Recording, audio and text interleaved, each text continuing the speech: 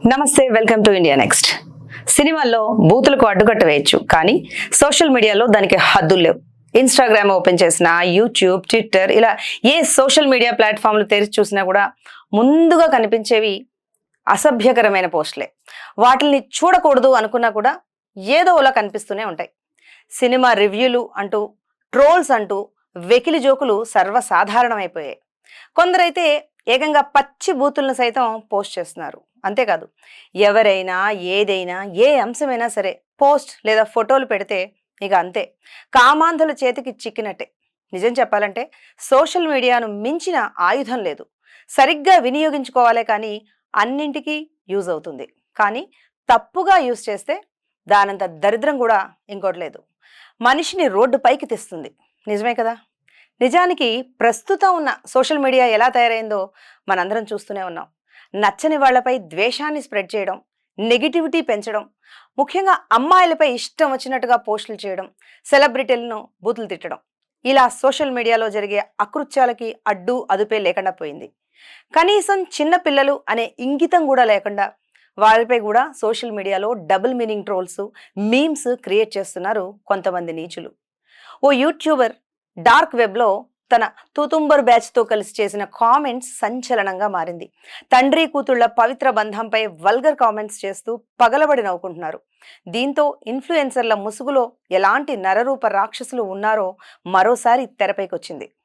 Praneeth Hanumanthu video చాటింగ్తో అతను చేసిన comments social మీడియాలో వైరల్ కావడంతో యాక్టర్ సాయి ధరమ్ తేజ్ ట్వీట్తో మొత్తం ఇండస్ట్రీ దీనిపై డిబేట్ చేసింది. దీంతో సీఎం రేవంత్ ఈ విషయం మీద సీరియస్ అయ్యారు. వెంటనే నిందితులపై కేసు నమోదు చేయాలని కూడా ఆదేశించారు. Hats off to you sir. దీని తర్వాత ప్రణీత్ సారీ చెప్తూ ఒక వీడియో కూడా పోస్ట్ చేశాడు. కానీ అప్పటికే జరగరానిది జరిగిపోయింది. మరి అరెస్ట్ ప్రాబ్లం సాల్వ్ అవుతుందా? అస్సలు కాదు. ఎందుకంటే దొరికింది ఒక్కరే. మరి అసలు ప్రాబ్లం సాల్వ్ అవుతుందా? కానే కాదు. ఎందుకంటే ఇంత పెద్ద ఉచ్చులో దొరికింది ఒక్కరే. ఇలాంటి బ్యాచ్లు కుప్పలు తెప్పలుగా సోషల్ మీడియాలో ఉన్నారు. వీరు చేసే అరాచకాలకు అనేక మంది ఇన్ఫ్లుయెన్స్ అవుతున్నారు. ఈ పరాకాష్ఠకు తోడు చిన్నపిల్లలపై అఘాయిత్యాలు. చిన్నపిల్లల్ని బయటకు పంపించాలంటే వణికిపోతున్నారు పేరెంట్స్.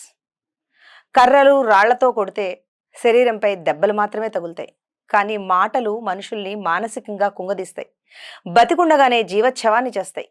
ఒక మనిషిని కుంగదీయడం, అవమానించడం, సమస్యలను సృష్టించడం, ఇవన్నీ చేయడానికి ఇప్పుడు సోషల్ మీడియా కొందరికి ఆయుధంగా మారింది. ట్రోల్స్ పేరుతో వేరే వాళ్ళ సెల్ఫ్ రెస్పెక్ట్ ఇన్సల్ట్ చేయడమే కొంతమందికి పనిగా మారిపోయింది. ట్రెండ్కు తగ్గట్టు మారడం, సోషల్ మీడియాను ఉపయోగించుకోవడం పెద్ద తప్పేం కాదు. కానీ ఏం చేసినా చెల్లుబాటు అవుతుంది అని, ఏమన్నా మమ్మల్నేం చేస్తారు అన్న ధీమా వచ్చేసింది అనుకోండి, అప్పుడు అన్నీ అదుపు తప్పుతాయి. కామెంట్లు కంట్రోల్ తప్పుతాయి. ఎందుకు ఇంతలా దిగజారి మాట్లాడుతున్నారు? వాట్సాప్, ట్విట్టర్, ఫేస్బుక్, యూట్యూబ్, ఇలా ఏ ప్లాట్ఫామ్ అయినా సరే అన్నింటినీ నెగిటివ్ కోణంలోంచే చూస్తున్నారు. ఏదైనా పోస్ట్ పెడితే దానికి బాధ్యతాయుతంగా కామెంట్ చేసేవారు ఎంతమంది ఉన్నారు?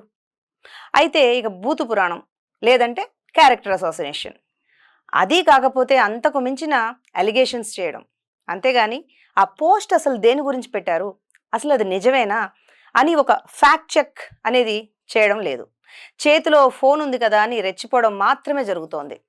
పచ్చి బూతులతో నిండిపోతున్న పోస్టులను చూస్తే అసలు వాళ్ళు చదువుకున్న వాళ్ళేనా అన్న డౌట్ కూడా వస్తుంది. ఎందుకంటే ఒక సోషల్ మీడియా ఉపయోగిస్తున్నారు అంటే కాస్తో కూస్తో చదువుకున్న వాళ్ళే ఉంటారు. మరి వాళ్ళకి ఆ విధంగా చదువు నేర్పిన సంస్కారం ఏదైనా ఉందా? అది ఇదేనా?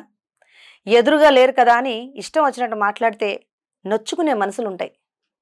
మొన్నటికి మొన్న ఓ తల్లి పిల్లల పట్ల నిర్లక్ష్యం వహించింది అని ట్రోల్ చేశారు. ఆ ట్రోల్స్ భరించలేక ఆ తల్లి నిజంగానే చనిపోయింది. ఇలా చెప్పుకుంటూ పోతే అనేక మంది ట్రోల్స్కి బలవుతున్న వాళ్లే. అసలు బూతులు తిట్టే హక్కు ఎవరిచ్చారు? ఇలాంటి బూతు రోత కామెంట్లు పెట్టే హక్కు ఎవరిచ్చారు? అయితే ట్రోల్ చేస్తున్న వారి మాటలను అందరూ నమ్మకపోవచ్చు. మొదటగా మీ మీద మీకు, అంటే మన మీద మనకి నమ్మకం ఉండాలి. మనల్ని నమ్మే వాళ్ళు ఎవరైతే ఉంటారో వాళ్ళు ట్రోల్స్కి ప్రాధాన్యత ఇవ్వరు.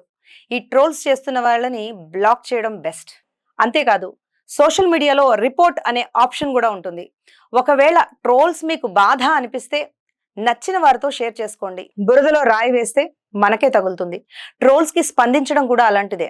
సామాన్యుడి నుండి సెలబ్రిటీ వరకు ప్రస్తుతం సోషల్ మీడియా వేదికగా ఎంతో మంది ట్రోల్స్ బారిన పడిన వారే. కొన్ని ఫన్నీగా, కొన్ని ఆట పట్టించేవిగా ఉంటే వాటిని లైట్ తీసుకోవచ్చు. కానీ సామాజికంగా ఇబ్బందులకు గురి చేసే ట్రోలర్స్ ని ఎదుర్కోవాలంటే ముందు మనం మానసికంగా బలంగా ఉండాలి.